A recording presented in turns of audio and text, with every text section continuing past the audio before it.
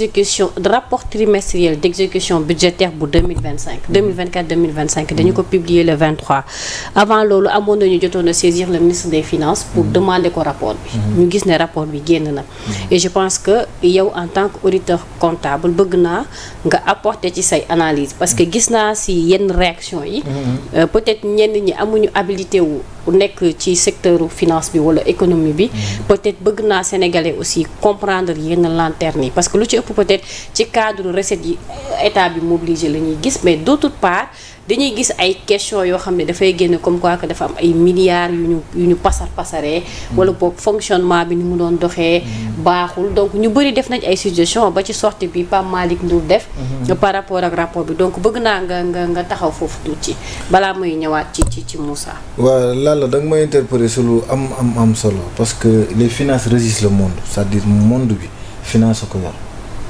lépp problème yi ngay gis ni yëpp problème finance la. léegi dafa am lu ñuy wax en finance toutes les guerres booy xool. voilà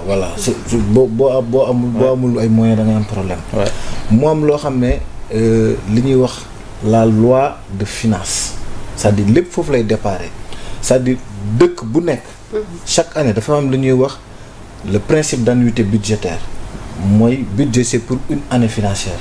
yow boo ñëwee nga am projet de loi de finance. dañ koy adopté en conseil des ministres yóbbu ko assemblée pour ñu voter ko buñ ko voté président de la république publier ko président de la république bu ko publier loi de finance bi ñu commencé ko exécuter mais loi de finance bi buñ koy exécuter xam nga moo koy exécuter les ordonnateurs et les comptables publics. léegi nag boo koy exécuter da nga koy exécuter de manière trimestrielle mooy chaque 3 mois. par exemple dañ lay nattal parce que budget c'est des prévisions de recettes et de dépenses. nekkul xaalis boo xam ne dafa taxaw. léegi chaque mardi dafa am lu ñuy wax le comité de recettes état du Sénégal dañuy dajale xaalis xool ne lii lañ dajale ci ay impôts et taxes yu mel noonu chaque mercredi mu am lu ñuy wax comité des dépenses ñu xool yan dépenses lañ ciy def parce que aussi le budget de l'État bu ñu koy exécuter dañ koy exécuter de manière prioritaire. dañuy xool lan mooy priorité les dépenses yooyu noonu. ñu def par exemple boo xoolee la dette. les salaires ce sont des dépenses incompréhensibles yooyu du luy dépenses yoo xam ne day xaar léegi nag budget bi bu ñu koy exécuter chaque 3 mois dafa am lu ñuy wax le rapport d'exécution budgétaire. par exemple ministère des finances loi article 70 de la loi organique relative aux lois de finances moom moo ko imposé moo am obligation def benn rapport d'exécution budgétaire loolu nag bu ko defee xam nga loolu pour lan la. maanaam pour la transparence pour maanaam liñ la nattaloon nga yóbbu ko assemblée peuple bi gis na yéen liñ leen nattaloon ci premier trimestre bi lii ngeen ci def. mais aussi du pour sénégalais kese mais c'est pour les bailleurs aussi. ñi nga xam ne dañuy investisseurs yi nga xam ne dañuy investir. ñi nga xam ne dañuy dugal seen xaalis Sénégal parce que aussi budget de c'est composé des dépenses et des recettes. dépenses yi boo payee recettes yi da ngay am déficit budgétaire boo amee déficit budgétaire da ngay dem lebi kon ñi lay lebal tamit. ñoom day baax rapport bi ñu koy jot di ko gis di xam ne ñi lebal ni xaalis bi fii lañ ko dugal ak fii lañ ko def léegi nag loolu yëpp ministère des finances boo gisoon mu yéex moom joxe na explication parce que actuellement dañ toll ci niveau boo xam ne dañuy assainir suñuy finance publique mooy maanaam dañuy coytuwaat suñuy finance publique parce que dafa am lu ñuy wax PEFA ñu koy wax finance publique redevabilité financière loolu c'est un cadre de référence international d'évaluation des finances publiques léegi UEMOA tamit ñëw maanaam code de transparence ñëw nga xam ne lépp loo xam ne léegi dañ koy def ci finance publique dafay laaj benn transparence boo xam ne day rigoureuse léegi rapport bi bu mu génnee da nga ciy jàngat benn affaire bi mooy lan mooy da ngay gis ne le nouveau gouvernement mu ngi gérer suñuy finance publique de manière non seulement responsable mais aussi de manière rigoureuse et transparente c'est-à-dire lépp dañuy bëgg mu leer parce que loolu actuellement peuple Sénégal ñooy demander exigence boobu. parce que boo xool ñu ngi doon toog naan. ani rapport yi fooy dugal seen xaalis dañ koy lijjanti. voilà ani rapport yi fu ñu toll mais waxaat naa ko te dama koy waxaat budget c'est des prévisions. de recettes et de dépenses mooy da ngay prévoir ne lii laay def. te aussi rapport d'exécution budgétaire boo koy analyser wala nga koy comparer da nga koy comparer dans la même période similaire. c'est-à-dire rapport d'exécution budgétaire T1 2025 boo koy comparer da nga koy comparer ak T1 2024 T4 2024 nga comparer ko T4 2023 loolu moo lay mën a permettre nga am une analyse maanaam bu transparent une analyse boo xam ne day efficace bu leer nañ. mais par exemple gis naa ku ci mel ni comme Thierno Bocoum day jël T1 2025 comparé ko ak T4 2024 loolu période yi bokkul parce que période yi xamal tax bokkul. période bi mën nañ toll ñu nekk ci agriculture. période bee ñu toll ci beneen activité. léegi waaw ci activité économique yi. recettes yi ci lay jouer. mais par exemple boo jëlee rapport bi nga xam ne dañ ko génnee nga jël T1 2025 bi nga comparé ko ak T1 2024 da ngay gis ne sur les recettes y a une hausse. c'est-à-dire il y a une hausse de 91 milliards. c'est-à-dire li ñu jotoon 2025 T1 mu ëpp li ñu jot 2024 T1. loolu da ngay gis ne actuellement c'est une dynamique fiscale boo xam ne c'est encourageant c'est positif. loolu d'abord lu ñuy rafetlu la parce que wax naa ko fi état impôt lay dundee impôt mooy ressource principale am. état bu amul recette fiscale rek day dem lebi. te Sénégal ku ne xam nga ne boo waxee waxu bor rek coow li day jub. et pourtant la dette elle est intergénérationnelle ça transcende les régimes politiques dette baax na ci finance publique parce que dette mënul ñàkk dafa mel ni nga ne xorom ci cin. mais xorom est-ce que boo koy lekk ci cin da ngay def nu la neexee. kon boobaa doo ko mën a day équilibré. voilà léegi nag boo ñëwee ci recettes yi déjà am na jéego bu rëy bu ñu ci def. parce que les nouvelles autorités am na ay projets de loi yoo xam ne ñu ngi koy waaj a teg yoo xam ne dañuy renforcer l'amélioration de la collecte des recettes fiscales. par exemple lu ci mel ni les taxes spécifiques mooy taxe mooy par exemple taxe sur le tabac. taxe sur le thé taxe sur les boissons alcoolisées boo jëlee taxe sur le tabac ñoom dañ koy yokk à 70%. am na lu ñuy wax service fonction c'est-à-dire taxe boobu noonu yow boo nekkee médecin ngay li nekk ci administration bi nga nekk fonctionnaire nga bëgg a dem di xarimat état bi day jël ci yow retenu à la source de 10%. fan yi gis nga ne ñu ngi wax ci affaire nu mu tudd contribution foncière. sur les propriétés bâties mooy nit ñi am kër. ñu dem déclarer pour ñu leen di jël ci impôt parce que état impôt lay dundee. d'accord léegi nouvelle autorité ñu ngi ciy def jéego bu am solo. teggal foofu sa baaraam dinaa ñëw ci deuxième partie bi acca Moussa ñu teewlu la. sa contribution alors par rapport ak rapport bi yéen a ko doon demander. surtout opposition bi. mettre ngeen pression ci ministre ba publier na ko. alors waaw d'accord merci beaucoup Lalla d'abord maa ngi saluer la pertinence de Pathé. Vraiment il a fait le tour. Exactement noonu la demee tey da nga am chance vous avez autour de vous quand même deux financiers. Lui il a fait comptabilité il a fait les finances moi j'étais à la FASEG faculté des sciences économiques et de gestion. kon toj leen économie. J'ai fait économie j'ai eu mon master 2 à la FASEG mais également j'ai eu un autre master 2 au niveau de l'ENEA PEGO. Politique économique et gestion des organisations. Kii li mu wax am na solo mais d'abord il faut qu'on commence par le commencement c'est-à-dire que gis nga lii di rapport trimestriel budgétaire dafa am solo ñu koy am à temps parce que ça fait partie des ruptures. Oui effectivement parce que boo ko amul à temps doo mën a analyser exactement c'est-à-dire la dynamique de l'économie. moo ngi mel ne nga nekk journaliste boo amul une information à chaud mais après boo ko amee plus tard 2 jours 3 jours après bon du am portée bi mu war a am loolu mooy rapport trimestriel budgétaire yi d'exécution parce que bu fekkente ne rupture la ñuy woote ñoom waruñu xaar à un certain moment ils ont parlé justement de sincérité du budget pour corriger ñi nga xamante ne jàppoon nañ ne c'est des incohérences dans le budget nangul nañ leen ko mais boo corriger ba pare quand il revient vers le peuple mais il faudrait que nga présenter ñu loo xamante ne si day doon lu mucc ayib day doon loo xamante ne si kenn du ci am lu mu ci critiquer mais ces rapports au-delà en tout cas di retard mais dafa am lu bari loo xamante ne ci biir rapport yi boo liiree da ngay xam ne dafa des lu bari parce que ñoom ils ont parlé de la sincérité du budget la sincérité des chiffres mais bu fekkente ne recouvrement yi bi ñu waxoon en 2024 c'est-à-dire le dernier trimestre de 2024 mooy octobre novembre décembre mais foofu noonu am na benn recouvrement bi ñu war a def de 40 milliards recouvrement boobu amul ci li ñu présenté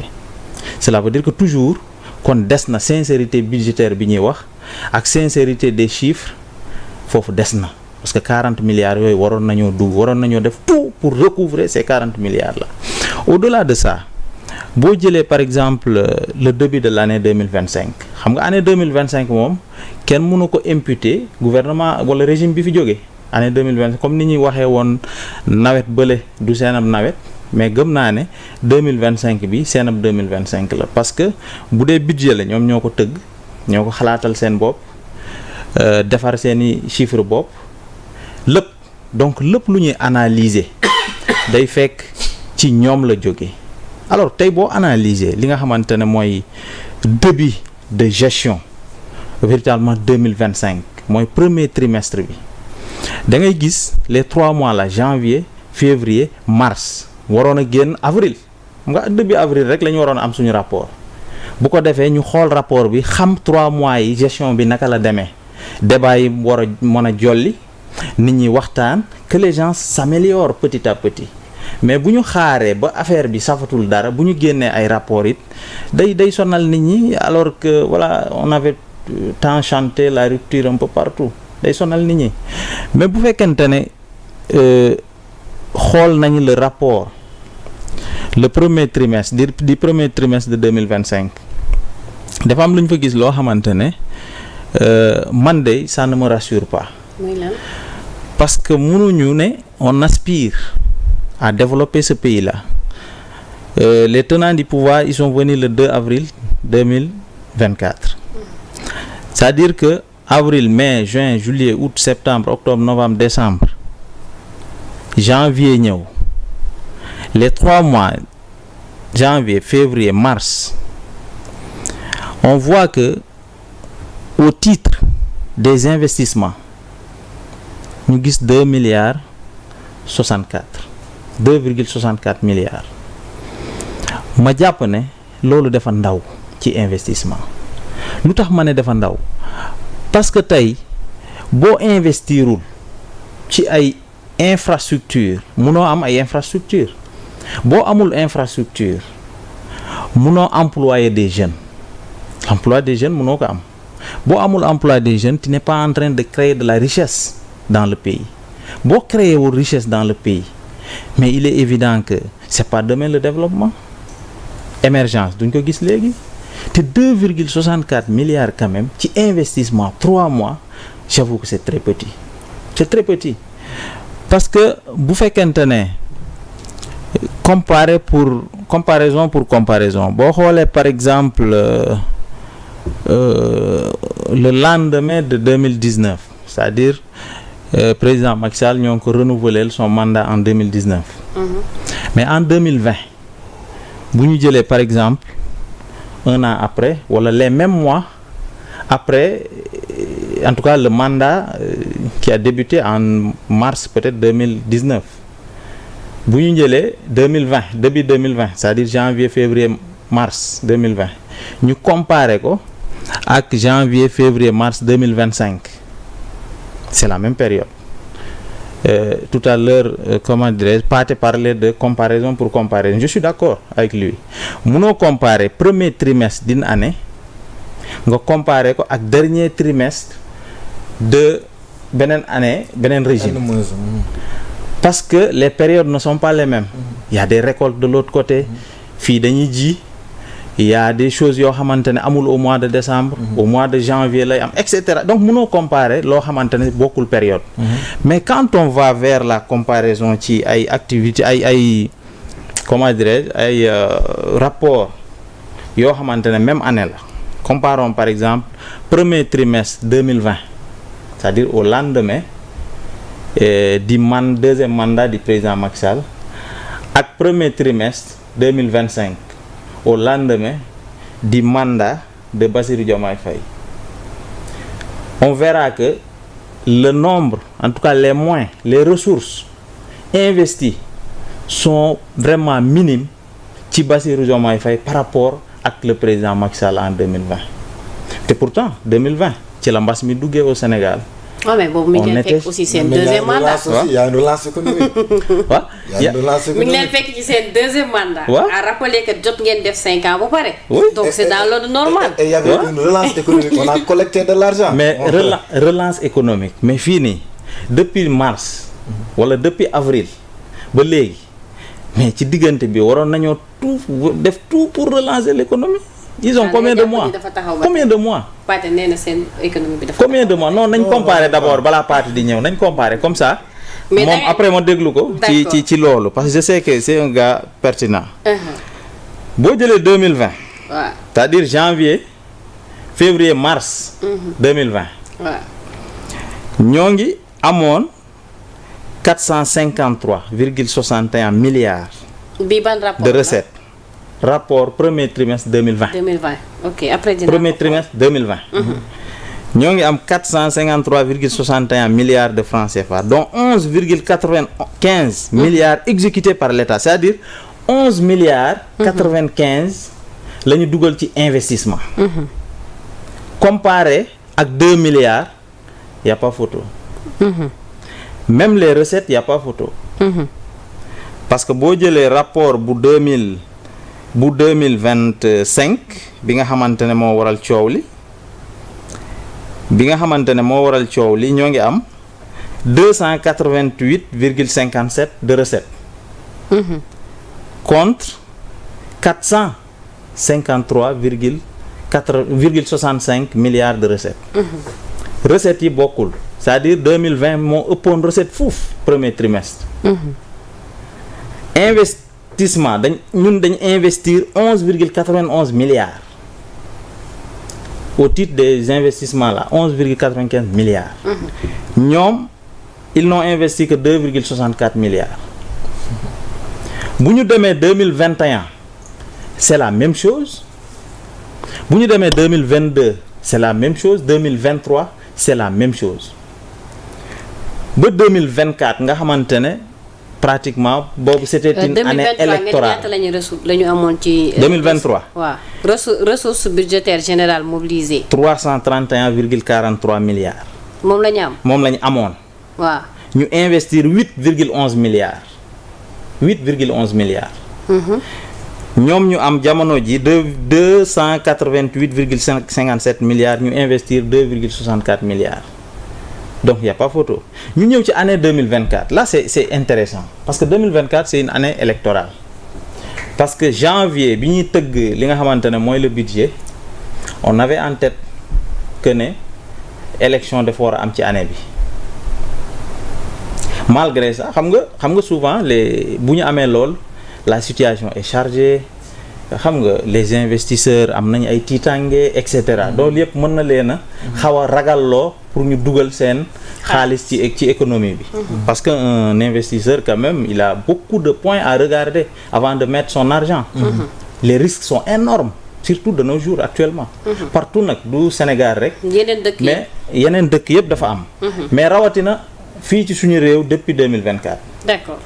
boo jëlee 2024 boobu nga xamante ne année électorale la ñoo ngi amoon en termes de recettes. 330,78 milliards ci 3 mois yi mooy janvier février mars premier trimestre ñu investir 20,64 milliards 2024. 2025 ñoom seen premier trimestre ñoo ngi am 288,57 milliards ñu investir 2,64 milliards. li ma bëgg a xamle fii rek juste que ne li ñu dugal ci investissement c'est très peu. maanaam yow su ma la déggee en résumé. waaw gars yi dañu war a gën a investir parce que ay recettes am na. mais loolooy dëgg. parce que aujourd'hui xoolal aujourd'hui l'argent là ne doit pas servir seulement aux entretiens. c'est-à-dire salaire defar ay bureau jënd ay et cetera warul servir loolu kese dañu war a investir sur le terrain bu ko defee on aura des jeunes à employer. on aura de nouvelles structures on aura des infrastructures de qualité et cetera parce que yooyu ñooy indi ñu employer le maximum de jeunes loolu mooy indi que le pays soit riche loolu mooy indi que li nga xamante ne mooy mooy richesse dans le pays te bu ñu amul richesse dans le pays c'est parce qu'on ne bouge pas. On ne bouge pas te boo xoolee 2,64 milliards en termes d'investissement c'est minime par rapport ak 5 milliards yi nga xamante ne séddalee nañ ko ci ñi nga xamante ne jàpp nañ ne ñoom dañoo lor woon ci les événements de 2021 jëm 2024. alors que justice identifié wu leen ñoom ñoo identifié seen bopp jël 5 milliards séddale ko jeunes yi nga xamante ne jàpp nañ ne ñoom ñoo loru te loolu ñun mënuñ koo gëm leneen li 2,64 milliards d'investissement nu mu mel ak 8 milliards yi nga xamante ne tey décaissé nañ ko bëgg a jëndal député yi ay oto ci kët ki nga xamante ne nee na il assume que ne day jëndal député yi oto newoon na matt mu tooy lañ fi fekk donc matt mu tooy mënuñu ci am safara bay taal añ te pourtant 8 milliards yaa ngi ni 8 milliards yooyu lu tee ñu dugal ko feneen foo xamante ne mën nañ fa gérer ay situation mais depuis député waruñu am oto. ba léegi waxuñu ne waruñu am oto mais ñoom ñoo ne woon bi ñu nekkee opposition ne ñoom gëmuñu tey jii réew mi nekk ci ay jafe-jafe ñuy jëndal ay député ay oto tey bi ñu ñëwee ba gis la réalité des choses ils ont changé complètement de discours tey ñoo ngi jëndal député yi oto ba pare ils disent qu'ils assument. C'est ce qui est un peu hallucinant dans cette histoire-là c'est-à-dire bu ñu waxul woon dara man je suis pour à ce que députés yi qu'on les mette dans de bonnes conditions mais bu fekkente ne ñoom waxuñu woon lii gëmuñu woon lii défendre ñu woon lii démb bu ñu ñëwee jëndal oto yi député yi oto kenn du wax dara mais munoo défendre benn mbir nga ñëw au pouvoir di défendre le contraire def li nga xamante ne démb moom nga doon bañ c'est contradictoire waaw la grand bi déglu naa ko mu wax mais am na ay points yoo xam ne d'accord monsieur moom c'est-à-dire comme bi muy wax la sincérité du budget c'est-à-dire boo demee ci article 30 de la LOLF moom moo wax les charges et les ressources de l'État doivent être sincères c'est-à-dire prévisions yi dafa war a réaliste mais boo gisee budget bi muy wax nii 2024 gouvernement Macky ñoo ko natt nekkul gouvernement bi ñoo ko fi teg 2024 budget 2025 la ñuy natt ñii ñu ngi soog a teg budget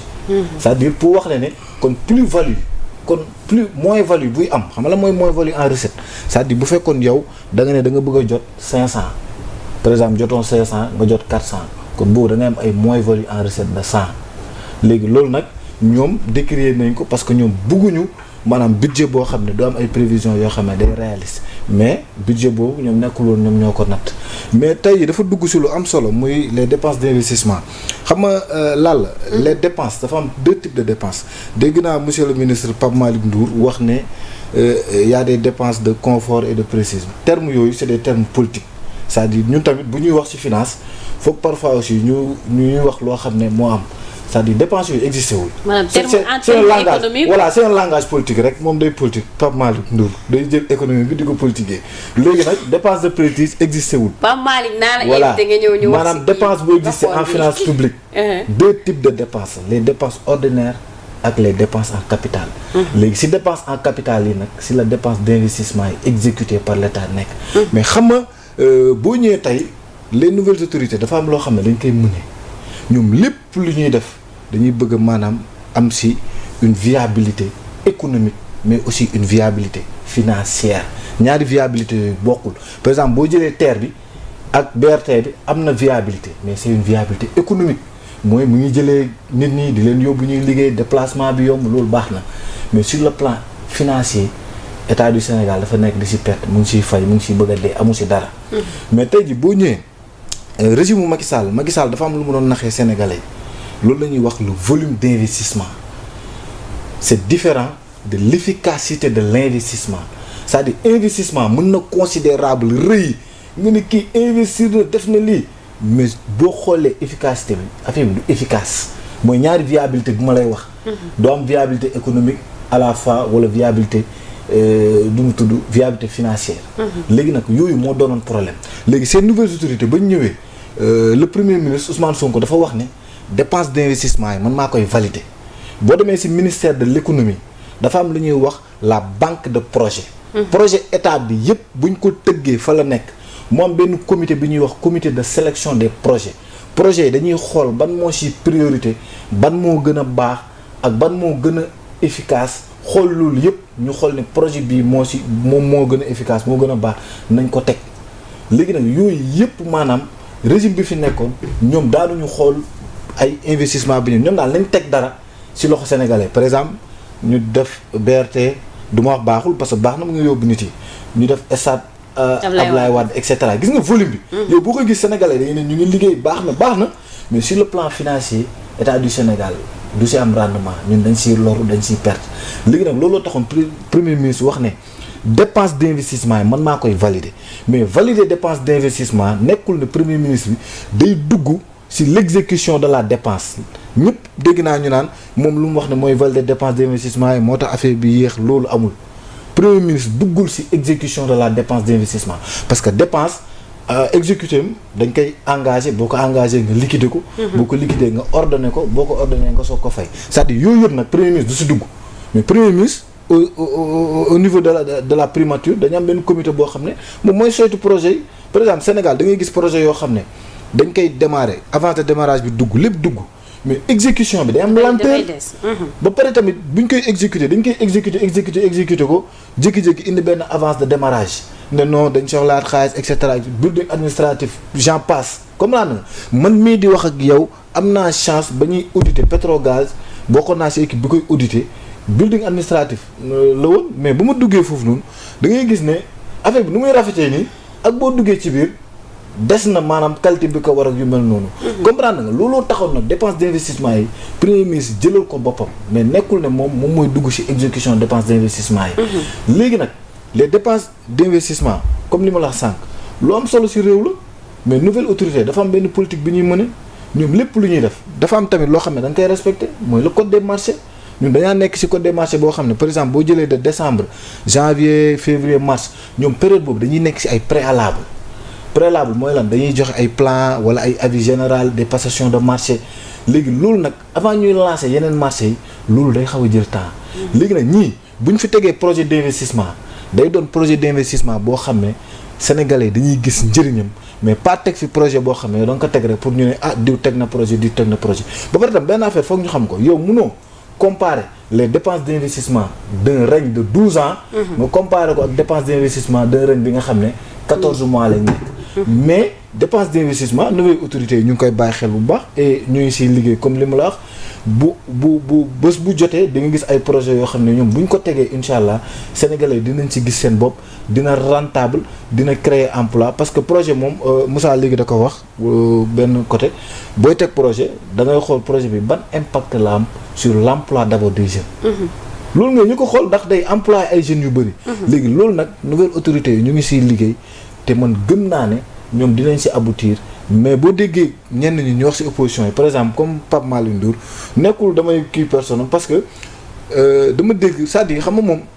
c'est un brillant économiste dama koy nangul et tout mais parfois day jël économie bi di ko politiquer léegi bu tey ji bu waxee affaire transfert courant yi mais transfert courant yi léegi sénégalais ni ñii dañ jël transfert courant yi mais c'est des subventions yi ñoo si ëpp te pourtant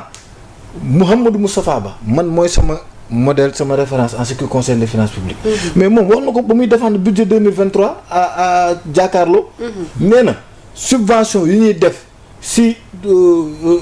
énergie dafa bëri ba nga xam ne c'est 2 fois le budget du ministère des armées nee na subvention yi foog ñu xool ni ñu koy cibler loolu la ñuy wax le ciblage des politiques publiques maanaam politique publique dañ koy cibler mais nouvelle autorité yi ñu ngi si loolu wax na leen subvention yi dañ koy cibler par exemple lu ma lay jox lu terre à terre mais yow nu mu tudd sax bourse familiale man du ma ko am yow doo ko am parce que dañu cibler ñu koy am léegi nag politique publique tamit noonu lañ koy cibler kon nag xam nga ñun actuellement ba léegi nii ñu ngi subventionné